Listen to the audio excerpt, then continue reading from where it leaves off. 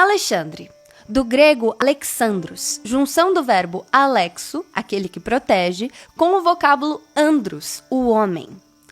Moraes, sobrenome de origem ibérica, classificado pela onomástica como um toponímico, ou seja, derivado de uma localização geográfica. Pode ser encontrado na versão mais antiga com E, na mais recente com I, ou ainda no espanhol com les. Como havia uma grande quantidade de amoras localizadas nas regiões onde habitavam as primeiras pessoas que receberam esse sobrenome, ele se espalhou para o mundo junto com os primeiros navegadores. Há mais de 600 mil brasileiros de sobrenome Moraes, o 45º sobrenome mais comum do país. É o caso desse senhor, Alexandre de Moraes. 54 anos, paulistano, católico apostólico romano, corintiano, casado, pai de 3 filhos. Esse é certamente o rosto mais polêmico do direito brasileiro nessa década. E a sua ascensão até essa posição foi indiscutivelmente meteórica. Aos 22 se formou na Faculdade de Direito da USP. Aos 23 virou promotor de justiça. Aos 30 se tornou doutor. Aos 33, foi empossado o mais novo secretário da Justiça da história do estado de São Paulo, nomeado pelo então governador Geraldo Alckmin. Aos 37, virou uma espécie de supersecretário municipal de transportes de São Paulo, na gestão Kassab, acumulando uma série de funções, cuidando da iluminação da cidade à coleta do lixo. Aos 46, assumiu a Secretaria Estadual de Segurança Pública de São Paulo, outra vez nomeado por Alckmin. Aos 47, virou ministro da Justiça do Brasil. E aqui cabe um asterisco. Alexandre alcançou essa posição graças a um episódio curioso envolvendo esse telhadista autônomo, um personagem aleatório da história do Brasil chamado Silvonei José de Souza. Em abril de 2016, às vésperas da cassação de Dilma Rousseff, Silvonei obteve acesso a todos os dados sincronizados na conta do iCloud, arquivos como fotos e backups das mensagens do WhatsApp da então primeira-dama Marcela Temer. Com esses arquivos em mãos, Silvonei passou a chantagear Marcela, exigindo R$300 mil para não divulgar um material que, segundo ele, jogaria o nome de Temer na lama. Ameaçou de forma especial publicar um vídeo onde a primeira-dama admitia que seu marido tinha um marqueteiro, Arlon Viana, que cuidava da parte suja do trabalho em Brasília. A força-tarefa que apurou o caso envolveu 5 delegados, 25 investigadores e 3 peritos, com direito a escutas telefônicas em tempo real. Uma figura importante empenhou todos os esforços para tornar a operação bem-sucedida: o então secretário estadual de Segurança Pública de São Paulo, Alexandre de Moraes. Silvonei foi capturado, preso e condenado a 5 anos, 10 meses e 25 dias de prisão em regime fechado, pelos crimes de extorsão e estelionato. A Justiça de São Paulo condenou a 5 anos e 10 meses de prisão em regime fechado o hacker que clonou o celular da primeira-dama Marcela Temer. Silvonei José de Jesus Souza, de 35 anos, tentou chantagear a família de Marcela, mas acabou preso em maio, depois de 1 mês do primeiro contato. O episódio foi decisivo para Alexandre ganhar a confiança de Temer e ser nomeado ministro da Justiça do Brasil. Foi a partir dessa posição que, numa ascensão meteórica em menos de 1 ano, Alexandre de Moraes foi indicado pelo próprio Temer para o cargo de ministro do Supremo Tribunal Federal. Isso também só aconteceu graças a outro episódio bastante peculiar: a queda do avião que matou Teori Zavascki, ministro do STF, em janeiro de 2017, abrindo uma vaga inesperada na mais alta corte do país. Neste momento de luto, manifesto eu e a minha equipe aos familiares do ministro e dos demais integrantes do voo meus sentimentos de pesar e associo-me a todos os brasileiros ao lamentar a perda de um homem público cuja trajetória impecável a favor do direito e da justiça sempre o distinguiram. O ministro Teori Zavascki era homem de bem e era um orgulho para todos os brasileiros. Alexandre de Moraes nunca foi uma figura muito popular. Aqui é ele, em 2016, sendo expulso de um protesto de direita contra Dilma Rousseff na Avenida Paulista. Alexandre é xingado pelos manifestantes de aproveitador, ladrão e alguém que mata pobre criança.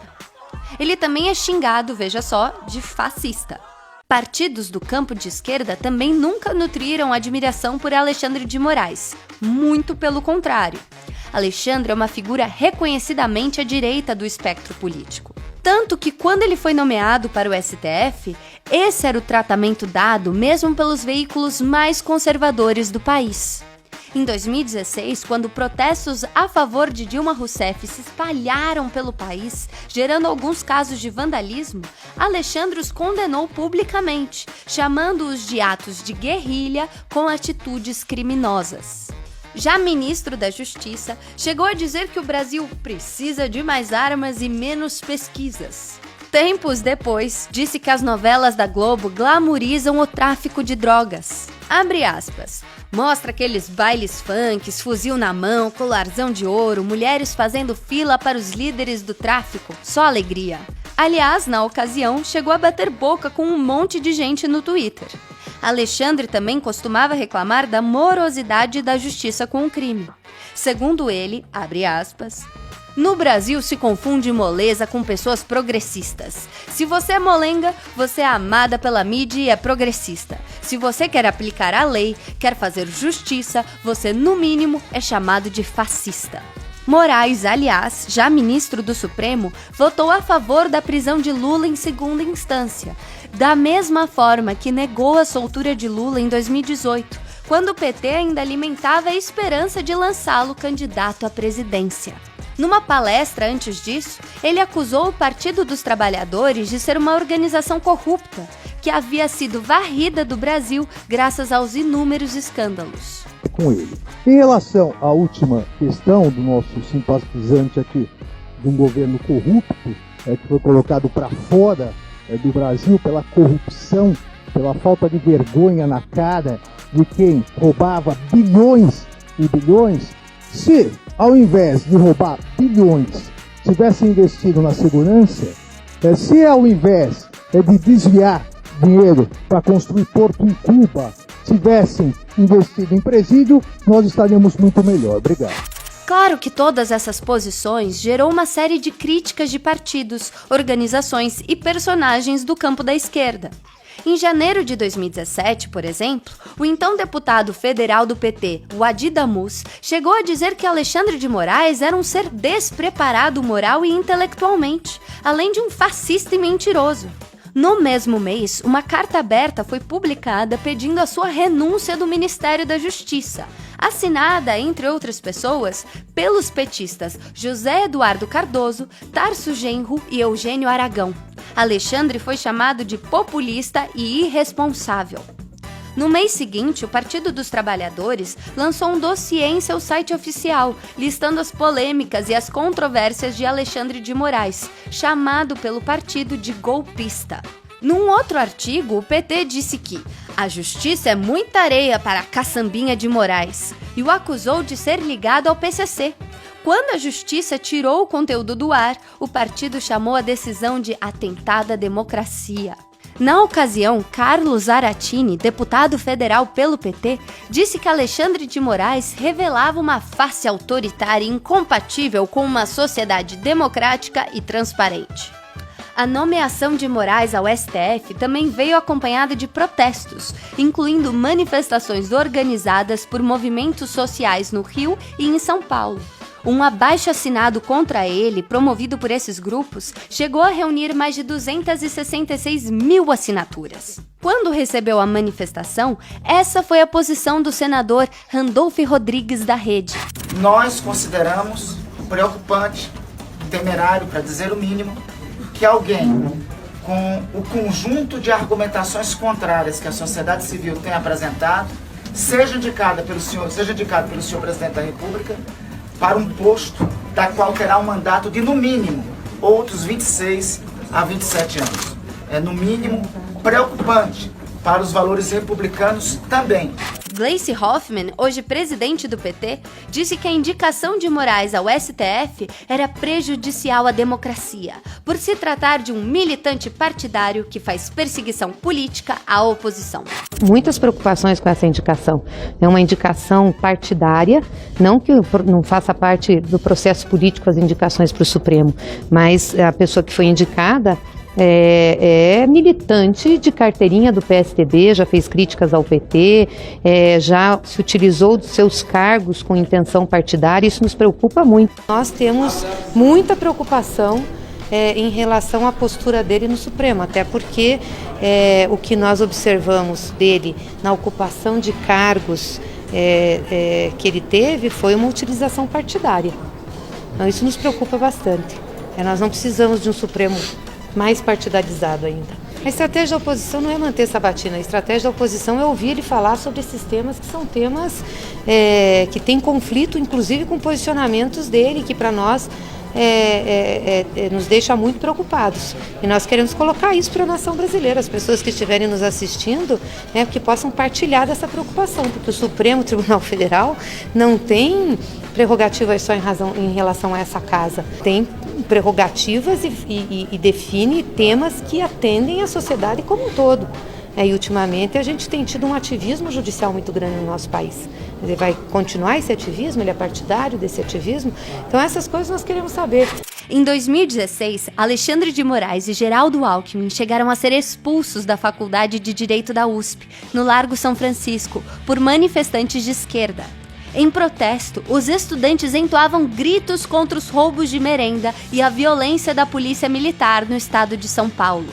A imprensa também nunca morreu de amores por Alexandre de Moraes. Nesse editorial, o Estadão chegou a pedir a sua renúncia como ministro da Justiça, dizendo que ele, abre aspas, não tem mais condições de permanecer no cargo, se é que algum dia as teve, e que seu despreparo para tão importante função já estava claro havia algum tempo. Alexandre foi capa da revista Época, do Grupo Globo, em janeiro de 2017, chamado de Homem Errado, porque fala demais e compra brigas desnecessárias por onde passa. Em 2017, quando Alexandre era persona non grata na esquerda, mesmo o BuzzFeed chegou a publicar uma lista com uma série de imóveis de alto padrão adquiridos por ele entre 2006 e 2009, em tom de denúncia. A Exame o acusou de ter mentido no currículo. A Piauí fez piada em sua coluna de humor, dizendo que Alexandre havia sido indicado para o STF pelo PCC. Num editorial, a Carta Capital chegou a condenar a sua nomeação para o Supremo, questionando se Alexandre, abre aspas, será independente ao julgar o santo, vulgo Geraldo Alckmin, seu padrinho político. Hoje Alckmin, veja só, é vice-presidente da República num governo de esquerda. Nos últimos anos, como vimos repetidas vezes na imprensa e nas redes sociais, Alexandre de Moraes virou persona não grata para a direita. Em especial a do campo bolsonarista, que o acusa de prender e censurar opositores políticos por crimes de opinião. Moraes passou os 4 anos do governo Bolsonaro em confronto direto com o executivo, criticado por agir de maneira heterodoxa. Seus defensores dizem que, em tempos extraordinários, Moraes age de modo extraordinário para proteger a democracia. Mas ele também é acusado de desrespeitar o devido processo legal em algumas decisões, e não apenas por bolsonaristas. Mesmo o New York Times já questionou os limites do poder de Alexandre de Moraes. Pablo Hortelado, professor de gestão de políticas públicas na USP, colunista do Globo, fez as mesmas ponderações. O mesmo faz o jornalista americano Glenn Greenwald. Ele diz que o STF se tornou a principal ameaça à democracia brasileira. Marco Aurélio Mello, ex-ministro do STF, diz que errou redondamente quando assumiu em 2017 que Alexandre estava preparado para o cargo no Supremo. Ele diz que Moraes só não colocou ainda a estrela no peito e o revólver na cintura, mas que age como um xerife. Quando Moraes suspendeu a nomeação de Alexandre Ramagem para a diretoria-geral da Polícia Federal em 2020, graças à proximidade de Ramagem com a família Bolsonaro, o próprio Lula criticou a sua postura, dizendo não ser republicana. As instituições não podem perder de forma alguma a sua republicanidade. Então, só para reforçar, o senhor não considera, então, o senhor considera que, no caso, a indicação, o presidente tem que ter liberdade de indicação de qualquer pessoa, então? É lógico, se ele não indicar um cara que comprovadamente cometeu um crime, um cara que comprovadamente roubou, ou seja, é da indicação do presidente. Inclusive, esse mesmo presidente que indica um delegado é o presidente que indica um ministro da Suprema Corte para o Senado. E o Senado referenda. Você percebe? Eu acho que eu não sei qual é o crime que o delegado cometeu. Sabe? Eu não sei. Se ele cometeu algum crime, algum desvio, algum ilícito, obviamente que ele não poderia mesmo assumir a delegacia. Mas é preciso que a gente seja preciso, porque um dia você pode ser presidente da República, Sakamoto. E você pode querer indicar uma pessoa que você conheça para um cargo e alguém vai dizer que não pode indicar. Então, que a pessoa prove que o delegado tem um crime cometido, tem um ilícito. Aí sim, ele está correto. Antes do Supremo, Alexandre de Moraes sempre assumiu desaprovar a rota de colisão entre poderes em Brasília. Na própria sabatina para a vaga no STF e no Senado, ele chegou a criticar o ativismo judicial, dizendo que potenciais conflitos entre os poderes devem ser resolvidos em uma aplicação equilibrada e harmônica do princípio da separação de funções estatais. Muitos anos antes, ainda em 2008, numa entrevista para o site Consultor Jurídico, ele foi enfático sobre a questão. O Judiciário, por meio do Supremo Tribunal Federal, fica responsável por interpretar a Constituição. Pode extrapolar de vez em quando, mas, se isso acontecer sempre, vai haver uma guerrilha institucional. Se o Judiciário começar a interferir muito nos outros dois poderes, estes passam a não cumprir mais as decisões judiciais e o Judiciário perde sua legitimidade. Descrito por auxiliares como centralizador, detalhista, rígido, vaidoso e por vezes truculento. Para muitos, o ministro do Supremo que mais parece um delegado à frente de uma ação policial, Alexandre de Moraes sempre foi obcecado por outro Alexandre, nascido há mais de 2000 anos, o conquistador Alexandre o Grande, rei da Macedônia, Shah da Pérsia e faraó do Egito. Admitiu ler tudo o que pôde sobre o personagem histórico, um homem indiscutivelmente de grandes feitos, inclusive o de nunca ter perdido uma batalha. Hoje, após a ascensão meteórica ao topo da justiça, esse também parece o retrato de Alexandre de Moraes em Brasília. A de um sujeito invencível, acostumado a travar e vencer grandes batalhas, cada vez mais acostumado a aumentar seu território nos círculos de poder. A dúvida que fica é: até quando? Alexandre de Moraes, ministro. Alexandre de Moraes, ministro. Alexandre de Moraes, ministro. Alexandre de Moraes, ministro. Alexandre de Moraes, ministro.